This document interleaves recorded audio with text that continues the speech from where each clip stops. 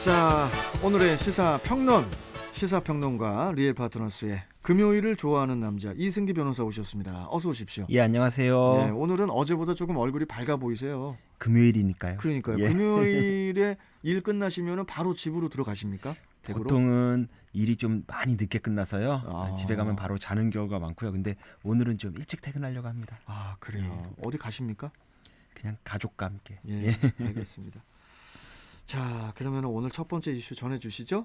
예, 오늘 첫 번째 이슈는 윤 총장 징계의 연기, 최명국인 추입니다. 법무부가 이제 당초 오늘 4일 예정했던 그 윤석열 검찰총장에 대한 징계위원회를 10일로 연기를 했어요. 문 대통령의 발언 때문이라는 분석이 또 유력한데 뭐 어떤 내용이었나요? 예, 문 대통령의 발언의 핵심은 그냥 간단히 말하면 이번 징계의 과정은 매우 중요하다. 그러므로 절차적 정당성과 공정성이 매우 중요하니까 지켜라. 뭐 이 정도 발언이라고 봅니다. 사실상 법무부에 대한 이제 당부를 한 게 아니냐라는 표현이 맞아 보입니다.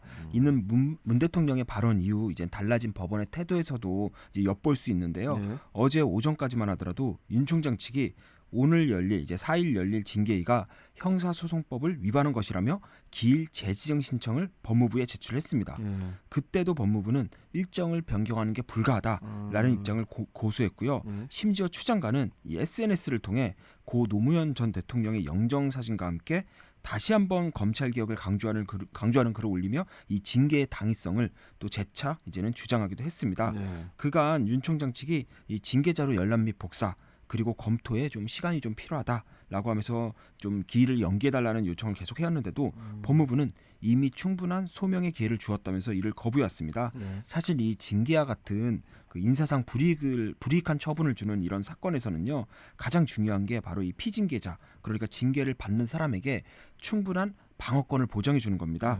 그런데 좀 법무부에서 좀 이런 부분을 좀 가볍게 여긴 거 아니냐라는 비판이 일부 있었습니다. 네. 그런데 이제 어제 오후 2시 40분경 이제 문 대통령의 이런 발언이 나오면서 상황이 급반전됐습니다.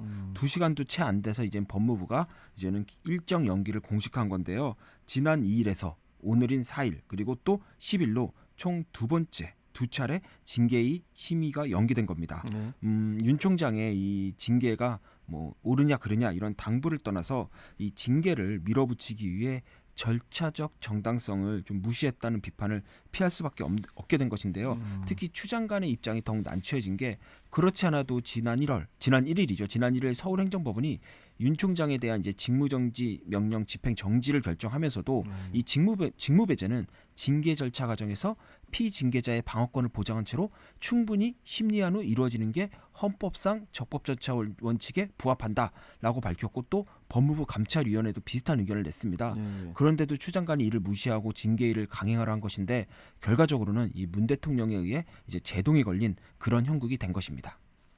아니 그러면은 이 전격적인 심의 연기의 이유는 뭡니까?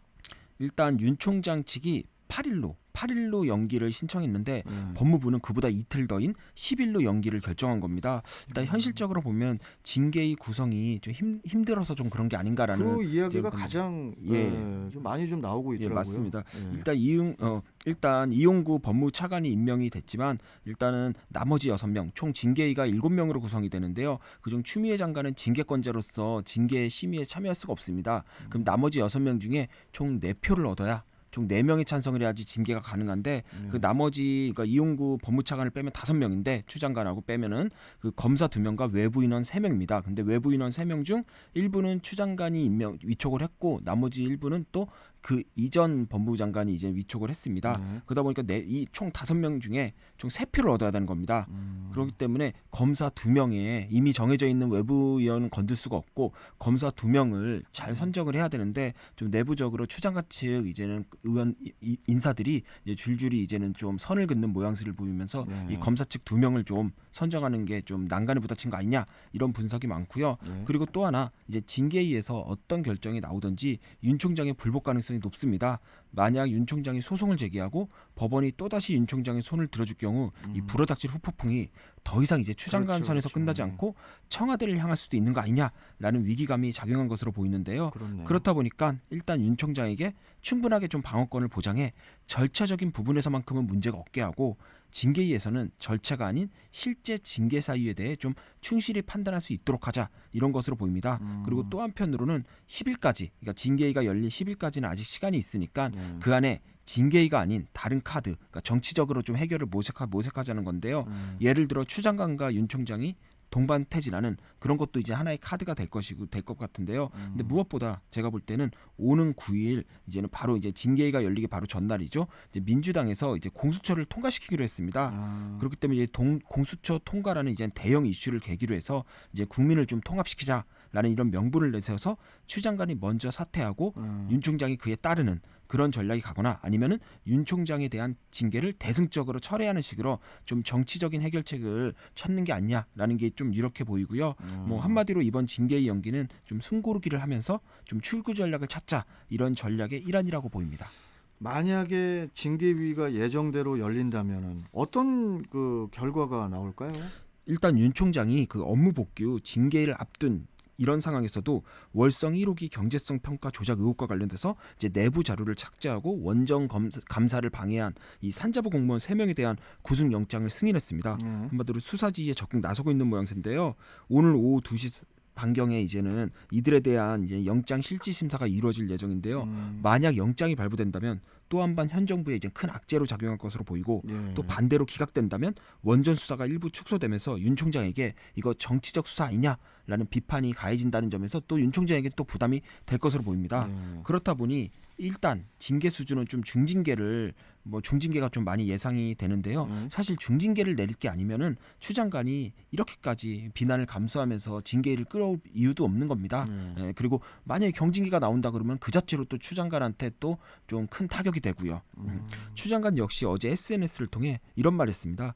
검찰당이라고 불릴 만큼 정치 세력화된 검찰이 민주적 통제마저 무력화시키고 있다. 이를 혁파하지 못하면 검찰개혁은 공연불이 될 것이다 라고 강조했는데 이는 검찰개혁을 위해서라도 윤 총장의 중징계는 불가피하다 그런 뜻으로 해석이 되고 있습니다. 일단 윤 총장과 이제 추 장관의 이 지리한 갈등 오는 10일 징계 개최까지 한 6일 남았거든요.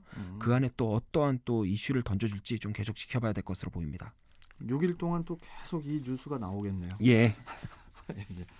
자, 다음 이슈 전해주시죠. 예. 다음 이슈는 홍콩의 봄.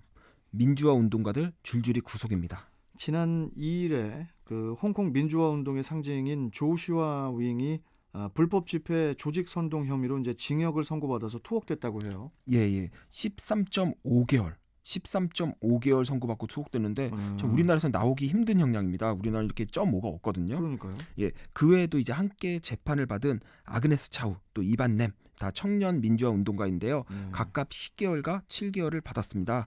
이들은 모두 20대 젊은 나이로 이제 홍콩의 민주화 운동을 이끌어온 이제 얼굴이라는 점에서 사실상 중국이 홍콩 민주화 인사들에 대한 탄압을 본격화하는 거 아니냐 이런 분석이 많습니다. 이들은 이제 지난 6월 21일 지난해 6월 21일에 이제는 범죄인 인도 법안 그러니까 송환법 반대 시위를 주도한 혐의를 받고 있는데요. 당시 수만 명에 달하는 홍콩인들이 이 반대 시위에 참여했고 결국 홍콩 정부의 송환법 철회 발표를 이끌어내기도 했습니다. 하지만 이날 이제는 홍콩 법원은 이들이 시위에서 주도적인 역할을 했다. 경찰 행정력을 방해하고 낭비하겠다라고 하면서 실형을 선고한 것입니다. 그 조슈아 윙도 있지만은 또 홍콩의 대표적인 반중 매체죠. 그 빙과일보의 사주 지밀라이가 이제 사기 혐의로 또 구속됐다고 해요. 예, 지밀라이 하면 우리가 가장 잘 알고 있는 그 지오다노의 창업자입니다. 이 지오다노를 운영하면서 큰 부를 쌓았는데 1989년 이제 중국 정부의 이제 천안문 시위 이제 유혈 진압에 이제는 큰 충격을 받아 이제 1995년에 이제 빙가일보를 창간했는데요. 그때부터 이제 빙가일보는 중국 지도부의 비리와 권력 투쟁을 집중 보도하는 대표적인 반중 매체로 뽑혔습니다. 현재 지미라이가 이제 받고 있는 혐의는 이제는 자신이 이제는 그 빙가일보의 모회사인 이제 넥스트 디지털 본사 사무실을 임대 계약을 했는데 이 임대 계약 당시에 허가받은 목적이 아니라 이를 실제로 중국 세력을 반중 세력을 지원하는 이제 자금을 세탁하는 그런 용도로 사용했다라는 그런 혐의를 받고 있습니다. 알겠습니다. 유죄가 확정되면 최고 14년까지 처해진다는 아주 중형을 받고 있는 겁니다. 참 또 오랜만에 또 저 홍콩 이야기를 좀 해보게 되는데, 참 이 민주화 운동이라는 게 이게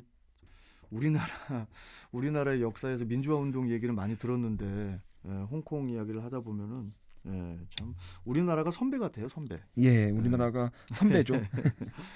자, 오늘 말씀 여기까지 듣겠습니다. 고맙습니다. 예, 감사합니다. 네, 자 시사평론가 리엘 파트너스의 이승기 변호사와 함께 했습니다.